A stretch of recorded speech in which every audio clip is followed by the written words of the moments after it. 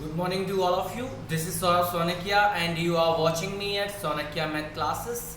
Right, this is aptitude test number 41. Right, so very good morning to all of you. And the question number 1 is in front of you and the section is current affairs and general science. Right, so the question number 1 is what it is. देखिएगा. Okay. Which company planned to buy additional 0.93% stake, 1.15% stake what earlier in Jio platforms recently?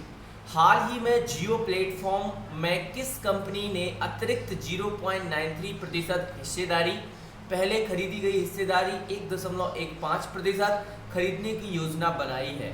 Option number A Mubadala, option number B Silver Lake, option number C Vista Equity Partners, option number D General Atlantic. जल्दी से आपके पास पूरे 5 second का time.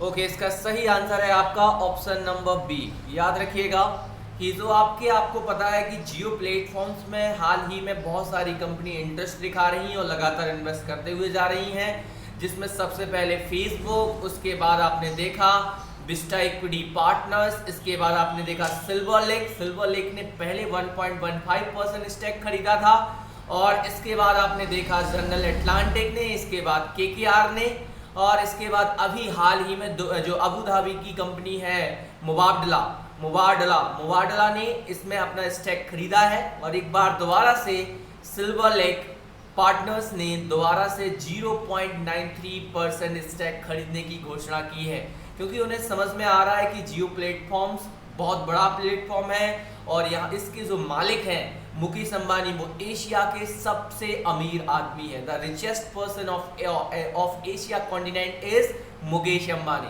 याद रखिएगा, इस तरीके से 6 कंपनीज ने अभी हाल ही में इसमें पूरा इन्वेस्ट किया है। इसके अलावा माइक्रोसॉफ्ट भी इसके बारे में सोच रहा है इनमें इन्वेस्ट करने के लिए। तो याद रखिएगा वो कौन सी कंपनी है जिसने 2 टाइम्स इन्वेस्ट किया है? Silver lake. चलेगा, आगे बढ़ते हैं हम लोग क्वेश्चन नंबर 2 की तरफ। And the question number 2 is in front of you. What it is?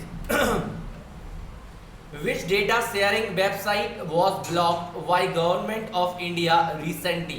हाल ही में भारत सरकार द्वारा किस डेटा शेयरिंग वेबसाइट को ब्लॉक किया गया था? Option number A smart transfer, option number B gender, option number C V transfer, option number D sharing. जल्दी से आपके पास 5 सेकंड का टाइम।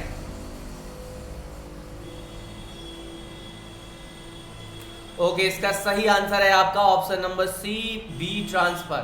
याद रखिएगा, जो आपकी बी ट्रांसफर कंपनी है उसको हाल ही में भारत सरकार के द्वारा ब्लॉक कर दिया गया है, क्योंकि इसकी प्राइवेसी की समथिंग लोगों की प्राइवेसी का हनन हो रहा था। उसके तहत इस सरकार ने बी ट्रांसफर इस एप्लीकेशन को ब्लॉक कर दिया गया है। चलेगा, आगे बात करते हैं क्वेश्चन नंबर 3 की तरफ। And the question number 3 is in front of you. What it is? Who is the president of Council of Scientific and Industrial Research? That means CSIR, right? वैज्ञानिक और औद्योगिक अनुसंधान परिषद CSIR के अध्यक्ष कौन है? Option number A finance minister, option number B home minister, option number C environment minister, option number D prime minister. आपके पास पूरे 5 सेकंड का टाइम।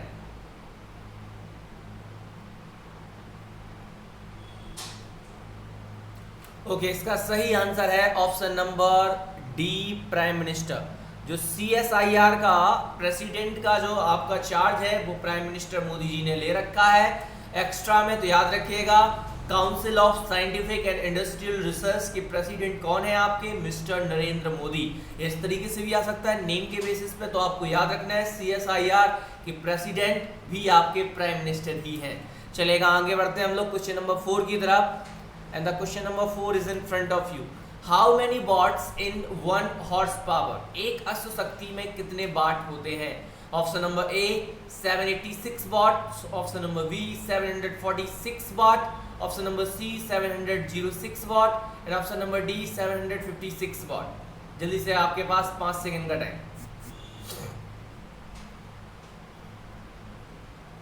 ओके, इसका सही आंसर आपके सामने है। इसका सही आंसर है option number B 746 watt. 746 watt. याद रखिएगा, ये आप याद रखेंगे, जो वॉट होता है वो आप जानते हो पावर मतलब शक्ति का मात्रक यूनिट होती है।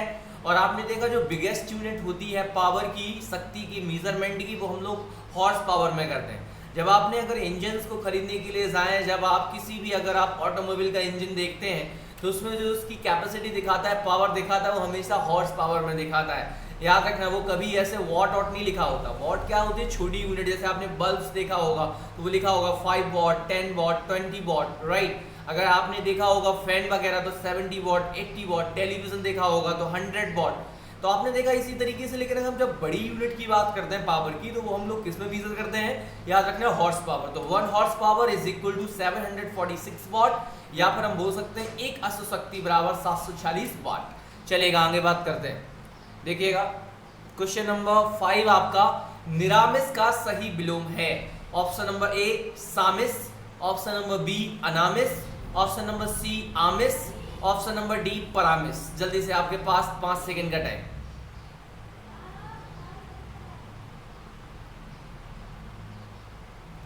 ओके, तो होप सो आप लोगों ने इसका सही ऑप्शन चूज कर लिया होगा। इसका आंसर है आपका ऑप्शन नंबर सी आमिस। याद रखेंगे। तो आप देखिए, निरामिस मीन्स होता है बिना मांसाहारी का, मतलब जो मांसाहारी ना करता हो। आमिस मीन्स होता है ऐसा भोजन जिसमें मांसाहारी हो। याद रखिएगा। तो निरामिस मतलब बिना मांस का, और आमिस मतलब मांस सहित। ठीक है, इसका सही विलोम शब्द निरामिस का क्या होगा? आमिस। इसका मैंने आंसर लिखना भूल गया हूं, तो 746 वॉट। याद रखिएगा, ठीक है इसको। ठीक, चलेगा, आगे बढ़ते हैं हम लोग क्वेश्चन नंबर 6 की तरफ। And the question number 6 is in front of you. धड़ाधड़ में कौन सा समास है? ऑप्शन नंबर ए कर्मधारय है, ऑप्शन नंबर बी अव्ययीभाव समास, ऑप्शन नंबर सी द्विगु समास, ऑप्शन नंबर डी द्वंद्व समास। जल्दी से, आपके पास 5 सेकंड का टाइम।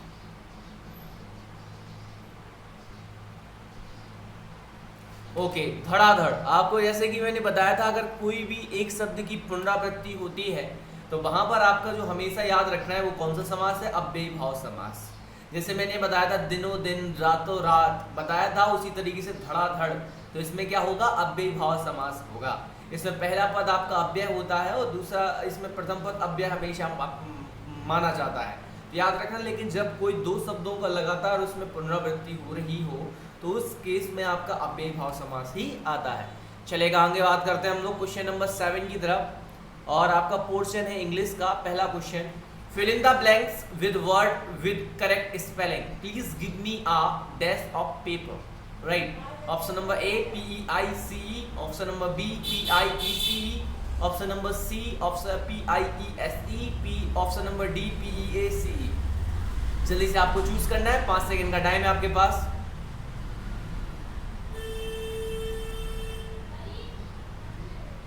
ओके, इसका सही आंसर मैं आपको बताऊं तो इसका सही आंसर है option number B PIECE, piece.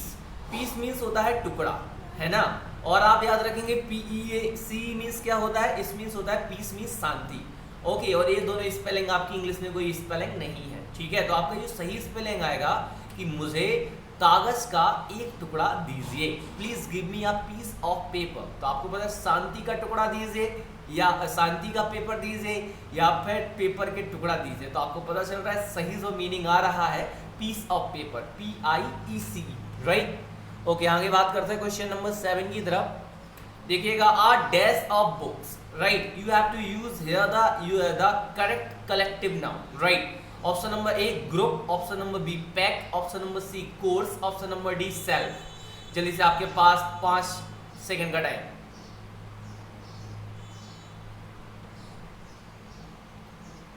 Okay, इसका सही आंसर है आपका ऑप्शन नंबर डी सेफ। और याद रखिएगा, इसमें आप बुक्स के साथ में कलेक्टिव नाउन 3 आदि हैं। या तो आपका पायल हो सकता था, या फिर आपका लाइब्रेरी हो सकता था, याद रखेंगे, और या फिर आपका सेल्फ हो सकता था। ठीक है, ये 3 में से आप कोई भी आप कलेक्टिव नाउन यूज कर सकते हैं जब आपको कलेक्टिव नाउन यूज करनी हो बुक्स के लिए। राइट, तो याद रखिएगा यहाँ पे। चलेगा, आगे बात करते हैं हम लोग क्वेश्चन नंबर 9 की तरफ। और हमारा मैथमेटिक्स पोर्शन का पहला क्वेश्चन आपके सामने। राइट, तो देखिएगा क्या दिया है, इसको समझिएगा।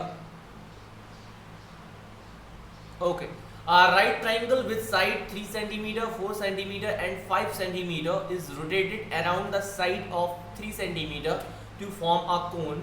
Find the volume of the cone so formed. Right. एक समकोण त्रिभुज जिसकी भुजाएं 3 सेंटीमीटर, 4 सेंटीमीटर और 5 सेंटीमीटर हैं को 3 सेंटीमीटर भुजा की परितः घुमाया जाता है और एक शंकु बनता है। इस तरीके के शंकु का आयतन ज्ञात कीजिए। Option number A 12 pi centimetre cube, option number B 15 pi centimetre cube, option number C 16 pi centimetre cube, option number D 20 pi centimetre cube. आपके पास पूरे 25 सेकंड का टाइम।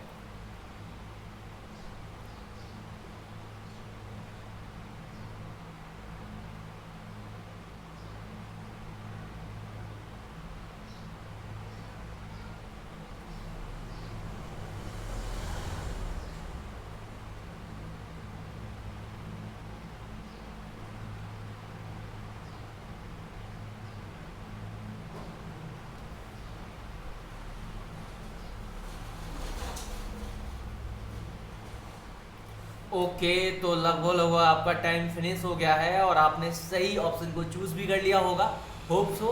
इसका सही ऑप्शन है आपका option number C 16 pi centimetre cube. Right, क्या है 16 पाई सेंटीमीटर क्यूब। अब आपको इसका 16 पाई सेंटीमीटर क्यूब कैसे आया इसको मैं आपको दिखाता हूँ। तो देखिएगा, एक आपका क्या है, एक राइट एंगल ट्राइंगल है और राइट एंगल ट्राइंगल में आप लोग जानते हैं कि अगर राइट एंगल ट्राइंगल में जो साइड दी गई है 3, 4, 5, तो सबसे बड़ी साइड क्या होती है हाइपोटेनस, मतलब आपका कर्ण। आप 3 और 4 मतलब किसी को भी आप बेस आधार ले सकते हैं, किसी को भी लंब ले सकते हैं, ठीक है। अब इसमें बोला क्या क्या है कि जो इसकी 3 सेंटीमीटर की भुजा है उसकी परिता घुमाया जा रहा है, तो इसको क्या कर दो, फिक्स कर दिया, फिक्स। अब अगर इसको फिक्स कर देंगे तो कैसे घूमेगा, ये ऐसा था और इधर पे ऐसा आ जाएगा। तो देखिए आपका ये क्या बन गया, आपका ये कोण बन गया, बन गया, क्योंकि इसको फिक्स करना है। तो यहाँ पर हाइट हमारी कितनी बन गई इस केस में 3, ये आपका 4 था, ये आपका 4 है, तो ये आपका क्या रहेगा, रेडियस। क्या होता है आपका, ये आपकी किसकी वैल्यू होती है बताओ, रेडियस की वैल्यू होती है। चाहे ए मान लो चाहे आप ए मान लो, और आप जानते हैं यहाँ से लेके यहाँ तक की जो वैल्यू होती है वो आपकी क्या कहलाती है, हाइट। तो आपने देखा हाइट की वैल्यू हमें 3 मिल गई और रेडियस की वैल्यू हमें कितना मिल गई, 4।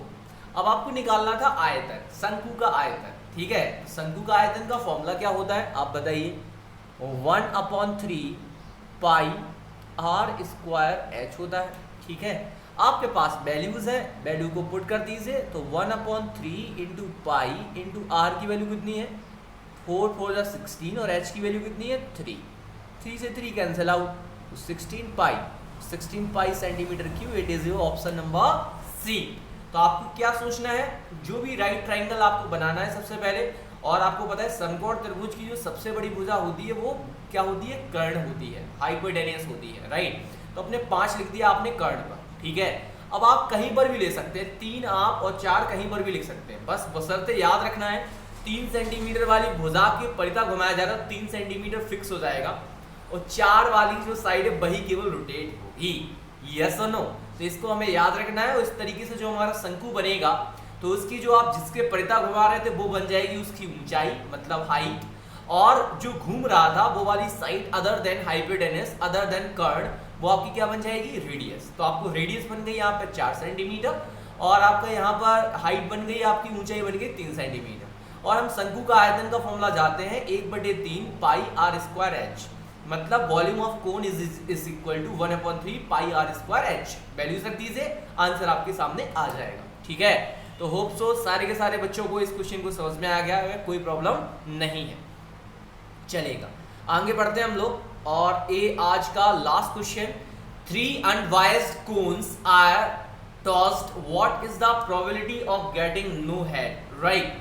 यदि 3 सिक्के उछाले जाते हैं तो कोई भी हेड ना आने की प्रायिकता क्या होगी, right. Option number A 1/8, option number B 1/4, option number C 3/8, option number D 3/4। जल्दी से आपके पास पूरे 25 सेकंड का टाइम।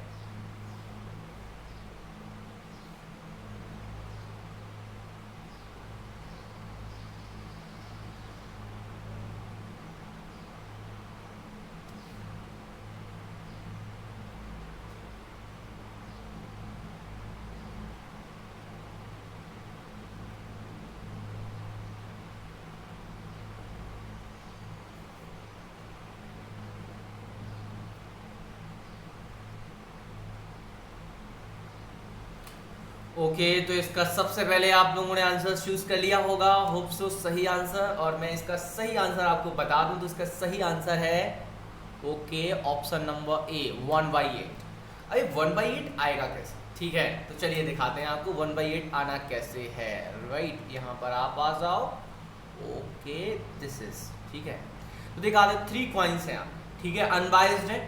अब इसके टोटल नंबर ऑफ अटेम्प्ट देखिएगा तो आप पता है कैसे तीनों पर आपका क्या आ सकता है, हेड हेड हेड आ सकता है। ठीक है तीनों पर आपका टेल टेल टेल भी आ सकता है। पहले पर हेड हो, यहाँ पर भी हेड हो और यहाँ पर टेल हो। इसी तरह पहले पर टेल, यहाँ पर टेल, लेकिन यहाँ पर हेड हो।